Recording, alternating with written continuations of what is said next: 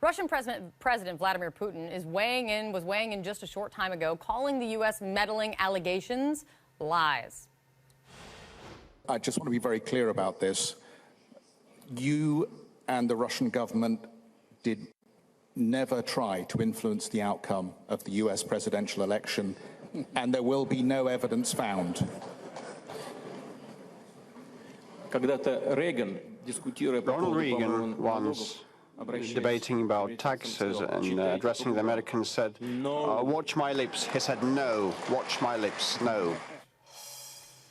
Of course, just a fact check of Vladimir Putin. Of course, it was not Ronald Reagan. It was President George H.W. Bush who said, read my lips, no new taxes. And of course, then he did raise taxes, but I digress. Let me bring in White House correspondent Sarah Murray for much more on all this. Sarah, you've got some important new information on what's behind the president's kind of fading hopes of restarting this relationship with Putin. What's going on?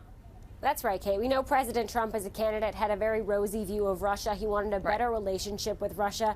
Now we're being told by administration officials that those hopes are beginning to fade. They were initially hoping for some kind of grand bargain, something to deal with Ukraine, to deal with Syria, to deal with combating ISIS. But now the president is sort of feeling a little bit more glum about the opportunity to do that. It's not necessarily because his view of Vladimir Putin has changed, but because he just feels like the climate is not favorable to actually accomplishing a good deal. He feels like there's too much media scrutiny surrounding Russia right now, combined with the House probe, the Senate probe, the FBI looking into Russia's meddling in the election, and also the Trump campaign contacts with suspected Russian officials. And so that sort of takes them back to the drawing board. It doesn't mean that it's off the table, that there won't ever be any kind of negotiations with Russia, but we're told that that's kind of on the back burner for now. It's also worth noting that the president has not yet met face-to-face with Vladimir Putin. Putin said today that he hoped maybe they could do that on the sidelines of the Arctic conference coming up later this summer.